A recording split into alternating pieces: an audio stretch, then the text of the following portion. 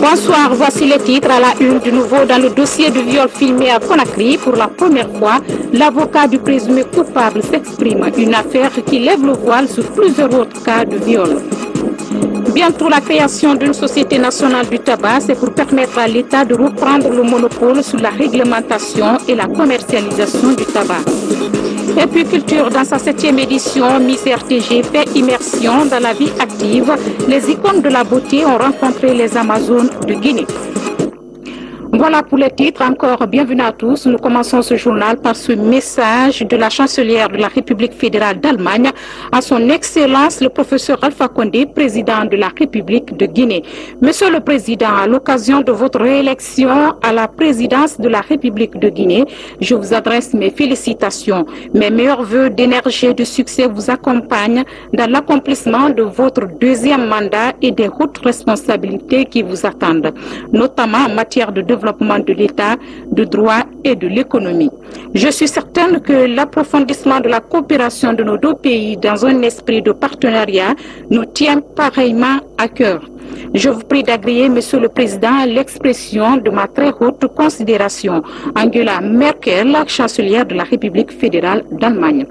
L'actualité judiciaire. D'abord, la sous-préfecture de Touba à Gawal, un violent affrontement a opposé le week-end dernier les citoyens de la localité. À l'origine de ces violences, la construction d'une mosquée. Le douloureux événement qui s'est déroulé lors du Grand Fidaou a enregistré 2 cas de mort et plusieurs autres dégâts matériels. Le procureur général près la cour d'appel de Conakry apporte des précisions au micro de Kernoyoun Saba. Au lendemain du Grand Fidaou de Touba, précisément le dimanche 15 novembre 2015, un affrontement violent a opposé les citoyens de Touba suite à la construction d'une mosquée. Cet affrontement a causé des pertes en vie humaine et des dégâts matériels importants. Notamment, 2 personnes ont perdu leur vie, plusieurs autres ont été blessés. 7 maisons à étages ont été incendiées, 2 villas privées ont été incendiées, 6 cases ont été brûlées, 3 véhicules ont été incendiés. Suite à ce dégât, l'autorité a pris toutes les dispositions pour déployer sur les lieux les forces de défense et de sécurité. À ce jour, le calme est revenu dans Touba. Mais suite à ces événements malheureux, une poursuite judiciaire a commencé par une enquête.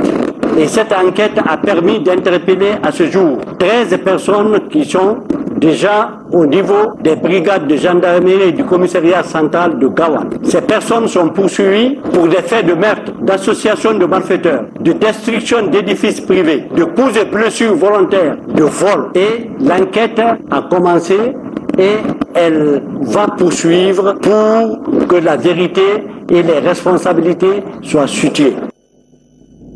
Pendant ce temps, à Conakry, le dossier de viol filmé se poursuit. Après l'interpellation du présumé auteur, les ONG de défense des droits de la femme saluent les efforts de la justice guinéenne. Des efforts salués aussi par l'avocat du présumé auteur qui s'exprime pour la première fois tout en laissant entendre que le dossier réserve de nombreuses surprises. Cependant, cette affaire de viol filmé est devenue l'élément déclencheur pour les autres victimes qui prisent de plus en plus le silence. Plus d'explications avec Rose Pochou. Le principal présumé auteur du viol filmé serait placé ici dans cette maison centrale. La procédure judiciaire est engagée. À ce jour, les informations recueillies sont présentées au juge ainsi que les actes de première comparution. Des avancées saluées par les activistes de la société civile. C'est une interpellation qui va certainement nous aider à reconstituer tous les faits concernant cet acte regrettable et à amener à dire la vérité, toute la vérité sur ce cas de viol. Si on a pu ramener Tamsir de la Côte d'Ivoire jusqu'en Guinée, c'est parce que les autorités sont vraiment prêtes à aller jusqu'au bout pour connaître toute la vérité et aider à lutter contre l'impunité qui sévit dans ce pays. Le présumé coupable du viol a été saisi le 3 novembre dernier en Côte d'Ivoire par une délégation guinéenne. À Conakry, son avocat s'indigne des commentaires suscités pour la défense de son client. Lorsqu'il y a un problème, le principe voudrait, avant de prendre position, qu'on écoute ces gens-là, je veux dire toutes les parties. Tamsir lui-même a tenu à rentrer. Il n'a pas tenu à rentrer pour autre raison. Il a tenu à rentrer pour donner sa version des faits. Sur la question de sa culpabilité face aux faits qui sont reprochés à ce dernier, l'avocat se réserve de tout commentaire. Il laisse entendre que le dossier réserve de nombreuses surprises. Aujourd'hui, on a communiqué au juge les pièces qui attestent la qualité de mineur. Depuis le déclenchement de ce dossier, d'autres cas de viol sont révélés. Mandiana, Lelouma et Labé, le cas d'une fillette de 12 ans défraie la chronique. Son violeur serait un diplomate étranger, selon la rumeur publique. Il y a une procédure engagée au niveau du tribunal de première instance de Dixine contre un certain nommé Philippe et son gardien pour viol contre une mineure. Le procureur de la République près le tribunal de première instance de Dixine nous a saisi d'un courrier afin de préciser si effectivement le nommé Philippe est un diplomate et s'il jouit de l'immunité diplomatique. Le parquet général a saisi le ministre d'État, ministre de la Justice, qui a saisi son homologue des affaires étrangères. Les affaires étrangères ont répondu en disant que ce Philippe, nommé Philippe, n'est pas le consul honoraire du Canada. Décidément, la réprobation provoquée par l'affaire de viol, filmée a délié les langues et libéré les victimes qui osent de plus en plus se tourner vers la justice pour espérer sanctionner leur présumé bourreau. Des dossiers à suivre. Attentat terroriste à Paris après la solidarité de la Guinée exprimée par le gouvernement, les institutions républicaines et la société civile. Ce matin, c'est le premier imam de Conakry qui condamne ces actes. Sur le plateau de l'émission religieuse Allahu Akbar, El Hajj Mohamed Salou Kamara appelle les musulmans du monde à se donner la main pour combattre ceux qui tuent au nom d'Allah. Je vous propose ici un extrait de son intervention. C'est la France. وخدينا في بانا فيو خمد في تونغو آدم ديا متمنرا با في دين رسين دين فيو مغيا متمنما. Ce qui vient de se produire en France est inacceptable sur le plan humain. Bien sûr que chacun peut apprécier le problème à sa manière. La France n'est pas la seule attaquée. C'est l'humanité tout entière qui vient d'être attaquée.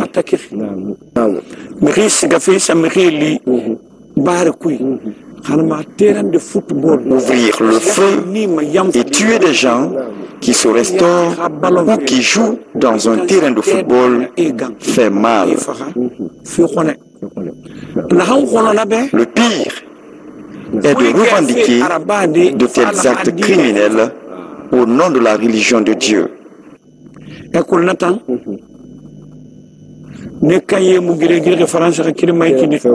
En ce moment, ce sont les musulmans de France et du monde qui sont agressés.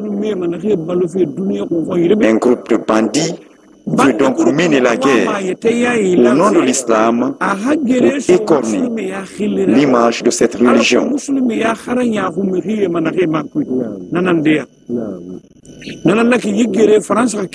La France ne doit donc pas être la seule à combattre ces tueurs. Tous les musulmans du monde doivent se donner la main pour combattre les terroristes qui répandent le mal et tuent au nom de Dieu et de l'islam. muslimi buri lamma ikibal khaswe buri ikhayahu yegiri nakhila terrorisme ya rabbi muslimi ya man khilira. Autre fait d'actualité, après plusieurs années d'expérience sur le terrain, l'heure est à l'évaluation de l'impact du projet filets sociaux productifs. Il s'agit pour les membres et les partenaires d'identifier les difficultés et proposer de nouvelles solutions afin de relever les défis liés à la réussite de ce projet. Créé pour lutter contre la pauvreté, ce projet filets sociaux a permis la création d'environ 25 000 emplois à travers le pays. Reportage signé Al Gassimba. La lutte contre la pauvreté reste une préoccupation de la Guinée. Pour faire face au fléau, le gouvernement a mis en œuvre une série de stratégies. Le projet Filets socio-productifs compte parmi ces stratégies.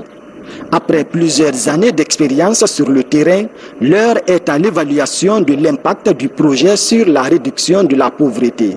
Malgré toute la disponibilité financière du projet à démarrer des activités, nous ne sommes pas parvenus à satisfaire 30% des demandes. C'est vous dire qu'il y a une confiance à ce que nous sommes en train de faire, il y a de la transparence dans ce que nous sommes en train de faire, et tous ces éléments ont concouru à asseoir la crédibilité du projet et à la pertinence de notre approche. Cette rencontre permet d'identifier les difficultés rencontrées, mais aussi de proposer des solutions nouvelles afin de relever les défis liés à l'exécution du projet. La question liée au financement additionnel de la Banque mondiale pour les prochains mois est aussi abordée. Et la qualité de soutien, c'est quelque chose que de Washington, d'où je suis, d'où je regarde ce projet de très près, on voit comme un résultat important du projet même. Et on souhaite en fait de pouvoir dans le futur continuer à appuyer le gouvernement de la Guinée avec d'autres partenaires au développement. Le projet Filets socio-productifs a géré environ 25 000 emplois et amélioré les revenus des populations vulnérables.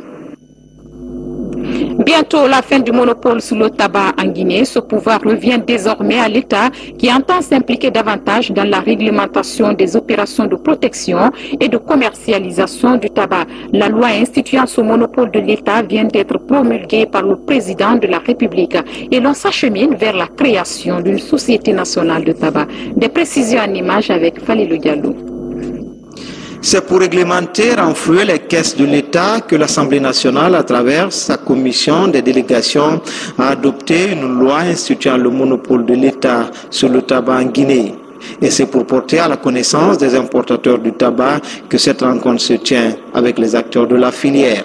Nous savons qu'il y a un grand problème de moisissement. Madame la directrice du contrôle de qualité est ici, mais le gros problème de qualité concerne les taux de moisissement des tabacs en Guinée. Bon, il y a le fait aussi que nous ne sommes pas équipés pour déterminer les niveaux de goudron, de nicotine, ainsi que des substances humectantes utilisées dans le cadre des tabacs. Pour le ministre du Commerce, les importateurs du tabac devraient s'intéresser à la production locale pour une valeur ajoutée en faveur de la Guinée. Nous avons été agréablement surpris par la disponibilité des acteurs de ce secteur et leur engagement à travailler main dans la main avec l'État, avec les différents départements concernés dans le cadre au-delà même de la commercialisation et de la distribution, de travailler sur les aspects de la production et de l'industrialisation aussi. Dans les jours à venir, une commission mixte sera mise en place pour réfléchir sur les tenants et les aboutissants de la réglementation du secteur du tabac en Guinée. Actualité sanitaire à présent, vers la fin de la fièvre Ebola, les acteurs impliqués réfléchissent déjà à l'après-Ebola, d'où cette formation d'intégration de la logistique d'urgence dans le système logistique national. Piloté par la coordination, cet atelier a pour objectif de faire le lien entre la logistique d'urgence et le système de réponse aux risques de santé publique. Cheikh Sanusi Sanko, Mohamed Kourouma.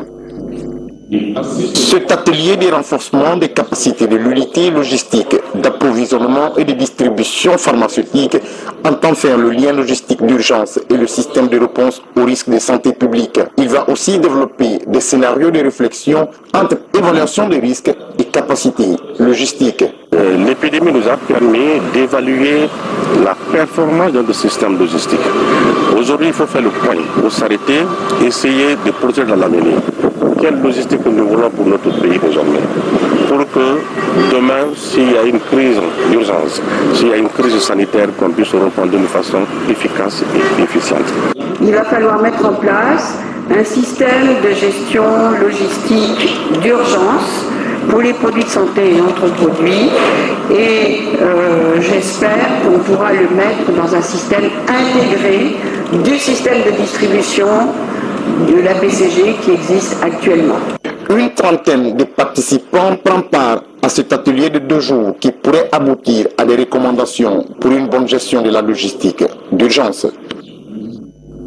Une autre forme de lutte contre Ebola avec la sensibilisation enclenchée sur la route nationale numéro 2.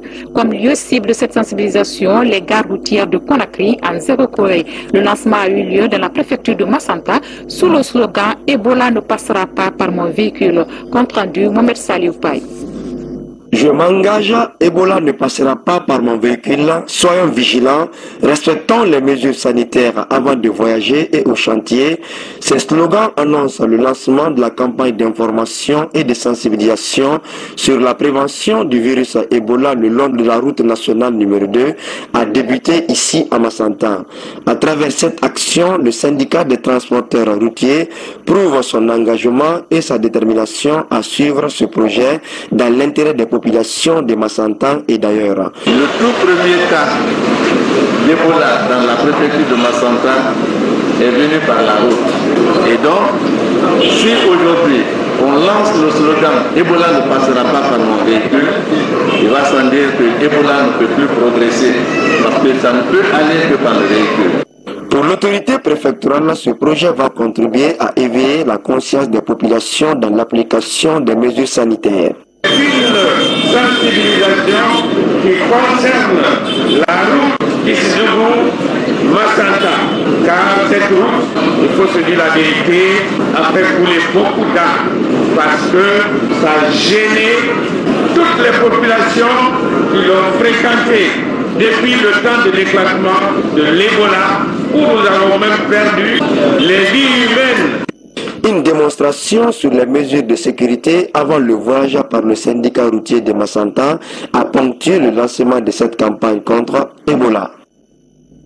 À présent, ce chiffre révélateur, 180 millions, c'est le nombre de personnes qui souffrent d'une incapacité visuelle à travers le monde. Un chiffre qui connaît une forte augmentation. Et dans le cadre de la célébration de la Journée mondiale pour la vue, les populations de l'Abbé ont bénéficié des consultations gratuites. Les images de Sarafidine Diallo sont commentées par Falil Diallo. Des consultations gratuites pour les patients atteints de cécité dans la région de l'Abbé. La campagne mobilise du monde. Ici, toutes les couches sociales sont presque concernées.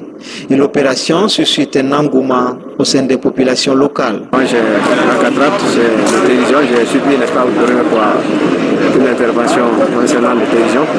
Aujourd'hui, je viens, n'est-ce pas, pour voir si je pourrais, n'est-ce pas, suivre, n'est-ce pas, une intervention qui se concerne par la cataracte. Un programme est établi. Tout commence par le dépistage qui sera suivi d'une prise en charge et l'équipe médicale entend gagner le pari qui est celui d'éliminer toutes les cécités évitables d'ici 2020. Puisqu'on a dit c'est des malades avec 2 yeux aveugles, on a sélectionné 16 malades et ils sont aveugles de 2 yeux. Donc depuis ce matin, on a commencé à faire la chirurgie. Des interventions chirurgicales seront faites pour 16 patients déjà atteints de la cataracte. Ainsi, ils pourront, comme on le dit souvent, retrouver la lumière de la vue. Opération séduction à la cité internationale de Kipé, la direction de la cité Plaza Diamant a animé un point de presse à l'intention des personnes intéressées par l'achat ou la location de ces locaux. La société China Drill Group offre une facilité de paiement à ses clients pour des prêts immobiliers remboursables sur une durée de 30 ans. Nabi Zakaria Bangoa. C'est une conférence débat axée sur l'inflation et les avantages de prêts immobiliers lancée par la société China Drill Group dans l'achat des produits de Plaza Diamant. Parlant de prêts immobiliers de 230 milliards de francs guinéens investis par la société China Drill Group pour faciliter l'obtention des produits de Plaza Diamant, le professeur Peguita a expliqué les modes de paiement de ce prêt dans une durée de 3 à 30 ans, tout en mettant l'accent sur la nécessité de ces produits dans un pays d'avenir. Je crois qu'en République de Guinée, l'entreprise Plaza Diamant est un exemple à suivre, à encourager. Ces actions sont vraiment à étendre à l'intérieur du pays.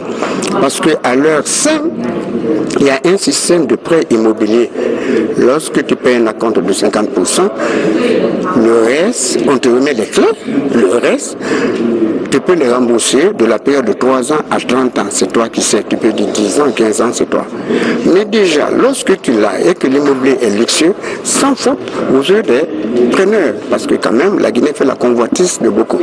Cette première cité internationale de Guinée regorge des centaines de villas et immeubles avec appartements. Le tout équipé des meubles et de systèmes de surveillance de haute technologie. Actuellement, la première phase du projet est presque déjà achevée. Notre département est juste en train de faire le contrôle et l'essai des bâtiments avant la livraison. J'espère que nous allons remettre à nos premiers nobles clients des logements de très haute qualité. Plaza Diamant ne cesse d'attirer l'admiration et l'appréciation des visiteurs. Il faut reconnaître que les infrastructures qui sont là sont vraiment de taille. Quand tu es à l'intérieur, tu ne diras pas que tu es en Guinée. Donc j'ai de très bonnes impressions par rapport à cette cité qui est construite ici. La société China Drill Group entend toujours valoriser les produits de Plaza Diamant. Culture Beauté, les Amazones à l'honneur. Miss RTG dans sa 7e édition fait immersion dans la vie active. Les candidates à cette élection de beauté ont échangé avec les Amazones de Guinée. Une rencontre entre femmes qui a réjoui ses prétendantes à la couronne Miss RTG. Aboubakar Seri Kamara. Créée en 1961, les Amazones de Guinée, première formation orchestrale féminine du continent, résistent encore au temps. Entre vents et marées, ces combattantes de la culture guinéenne bénéficient du soutien de la part de certains acteurs sociaux. Cette visite des candidates à l'élection Miss RTG 2015 se fait dans le cadre de la reconnaissance et de la valorisation du patrimoine culturel du pays. Et je crois que c'est le lieu et le moment de dire ici merci aux dirigeants et au chef direct des Amazones, notamment à la personne du général de corps, le général Ibrahima Baldi. Et si chaque chef faisait autant, je crois qu'aujourd'hui, la culture ne peut qu'aller de l'avant. L'innovation au compte de cette 7e édition est l'immersion et la familiarisation des candidats dans les activités de la vie socio-professionnelle. J'ai appris beaucoup parce que je n'ai jamais pensé imaginer une seule fois être côte à côte avec ces femmes-là. Et là, c'est arrivé, franchement, c'est quelque chose qui me dépasse. Et là, j'en suis vraiment heureuse. Un groupe qui s'est créé depuis 1961 et qui continue jusque-là à œuvrer dans le domaine de la musique. Franchement, chapeau pour ces dames. Je les trouve superbes. Après la visite d'une ferme à Dubrika, cette rencontre avec les Amazones de Guinée participe à l'épanouissement et à l'émancipation de la couche féminine et à travers cette série d'activités initiées par la RTG. Bon succès alors à la Miss RTG. C'est la fin de ce journal. Grand merci à vous de l'avoir suivi. Passez une excellente soirée et une nuit paisible. À demain.